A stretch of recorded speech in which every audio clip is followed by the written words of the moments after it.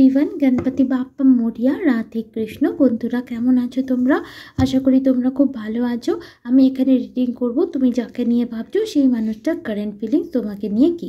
তো বন্ধুরা, এটা একটা টাইমলেস রিডিং হবে, জেনারেল রিডিং হবে। এটা তোমার সাথে রেজোনেট করতেও পারে, নাও করতে পারে।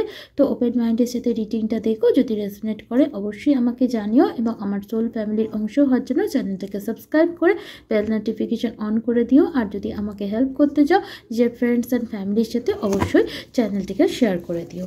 তো চলো বন্ধুরা, যতক্ষণ সফল করছি পজিটিভ থেকো এবং নিজের পার্টনার ওপর ফোকাস থেকো, যার ফিলিংস তুমি জানতে চাও।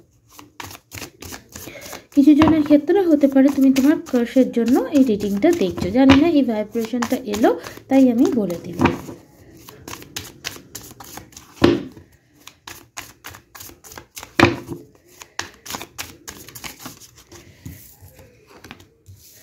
Four of pentacles. তোমার পার্টনারের হৃদয়ে অনেক কিছু চলছে, বাট সে কোনো কিছুই তোমাকে এক্সপ্রেস করতে চাইছে না।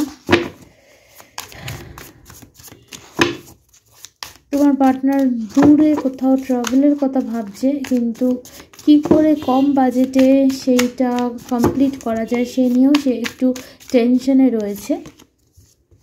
9 অফ ওয়ান্ডস। আমি এই মুহূর্তে দেখতে পাচ্ছি তোমাদের মধ্যে একটা গ্যাপ এসছে। কিছু জনের ক্ষেত্রে তোমাদের মধ্যে ফিজিক্যাল ডিস্টেন্স হতে পারে, কিছু জনের ক্ষেত্রে আমি দেখতে পাচ্ছি ইমোশনাল একটা গ্যাপ তৈরি হয়েছে, যার প্রভাবে এই মুহূর্তে তোমার পার্টনার ডিপলি নিজের অন্তরাত্মার কথা শুনছে, এবং যেখানে তার মনে হচ্ছে এই মুহূর্তে তোমার সাথে কন্ট্যাক্ট না করাটাই শ্রেয়, এবং তার মনে হচ্ছে তোমার আর তার মাঝে একটা ব্লকেজেস ক্রিয়েট হয়েছে, যার প্রভাবে তোমরা একে অপরের সাথে কথা বলতে চাও, বাট তোমরা একে অপরের সাথে দুজনেই ওপেন আপ হতে পারছো না। লাভার্স, থার্ড পার্টি সিচুয়েশন থাকতে পারে, তোমাদের মধ্যে ট্রাস্ট ইস্যু থাকতে পারে, বাট তোমাদের মধ্যে বন্ডটাও কিন্তু প্রচণ্ড ইন্টেন্স। তোমরা একে অপরকে কখনো কখনো মিরর করো, কখনো কখনো ইন্টেন্স লাভ ফিল করো, কখনো কখনো তোমাদের লাইফে কার্মিক কানেকশনও এসে যায়। তো এরকম একটা সিচুয়েশনের মধ্যে দিয়ে যাচ্ছ তোমরা, বাট তোমার পার্টনার এটাই অনুভব করছে যে তার এই কানেকশানে থাকতে গেলে তাকে সবসময় তার অন্তরাত্মা যে কথা বলবে সেই কথা মেনেই তাকে চলতে হবে।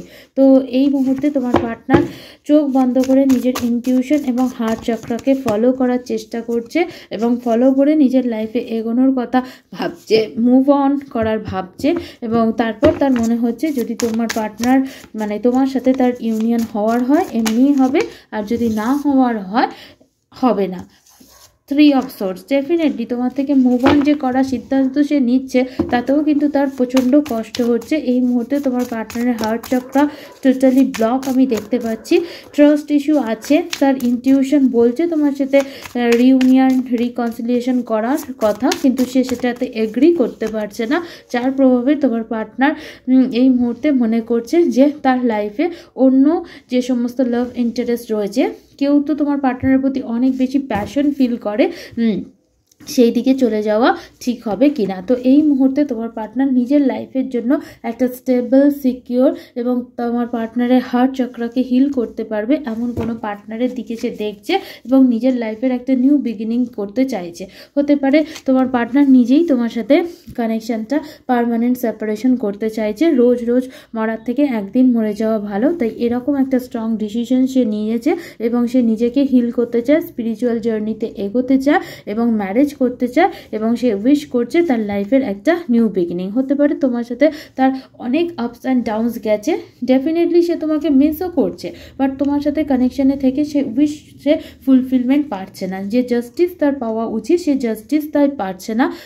তোমার পার্টনার তাই এই মুহূর্তে কনফিউশন এনার্জিতে আছে, যার প্রভাবে তার মনে হচ্ছে যে তুমি তাকে যেটা প্রোভাইড করছো তাতে সে সন্তুষ্ট নয়। সে অ্যাকচুয়ালি তোমার সাথে একটা 10 অফ পেন্টিকলস মানে স্টেবল কমিটেড রিলেশনশিপ চায়, বাট তোমার সাথে সে সেটা পারছে না। তাই সে তো নিজের লাইফে আর টাইম ওয়েস্ট করতে চাইছে না, এবং নিজের লাইফে যে অপরচুনিটি ডিভাইন তোমার পার্টনারকে দিচ্ছে, যেটা করলে তার নিজের লাইফে জাস্টিস হবে, সেটা করার কথাই ভাবছে। এবং তোমার পার্টনার ডেফিনেটলি নিজের লাইফে একটা স্টেবল, সিকিউর, কমিটেড রিলেশনশিপ চাইছে, যেখানে তার হার্ট চক্রা ক্লোজড অফ থাকবে না তোমার পার্টনারের সাথে।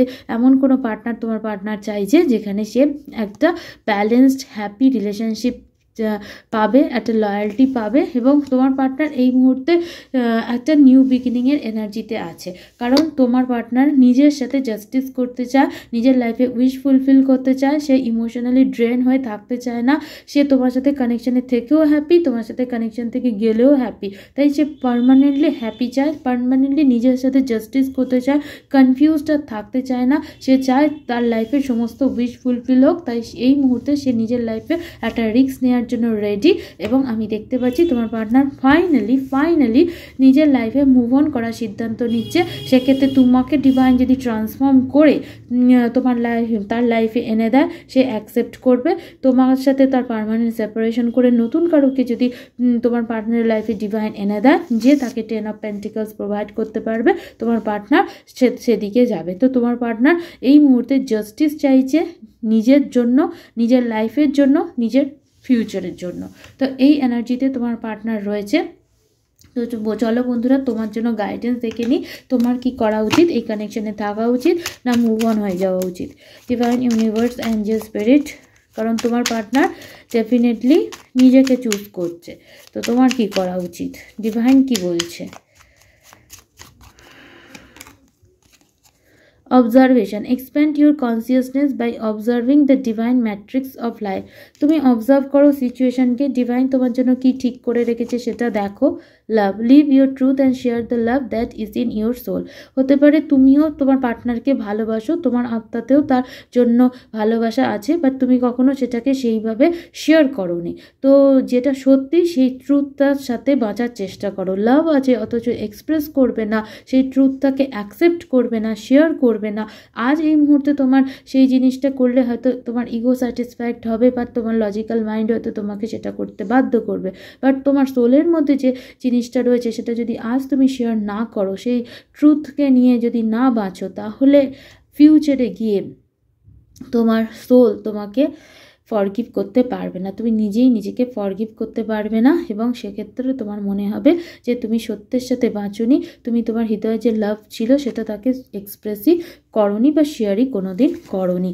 অ্যাবান্ডেন্স, তুমি যদি শেয়ার করো তোমার সোলে যে লাভটা তার জন্য রয়েছে, তাহলে কিন্তু এই কানেকশানে অ্যাবান্ডেন্স আসবে। অ্যাবান্ডেন্স সবসময় অর্থ দিয়েও আসে না, ইমোশনাল স্যাটিসফ্যাকশন দিয়েও আসে। When your heart intention is to serve humanity, doors of abundance naturally open. তো এর সাথে সাথে তোমাকে একটা কাজ করতে হবে, হিউম্যানিটির জন্য সার্ভ করতে হবে। এই পৃথিবীতে যে সমস্ত লিভিং বিং আছে, যাদের সার্ভ মানে যাদের সেবার প্রয়োজন, তুমি তোমার সামর্থ্য অনুযায়ী যথাসম্ভব তাদেরকে সাহায্য করো, দেখবে অ্যাবান্ডেন্সের ডোর এমনি ওপেন হবে।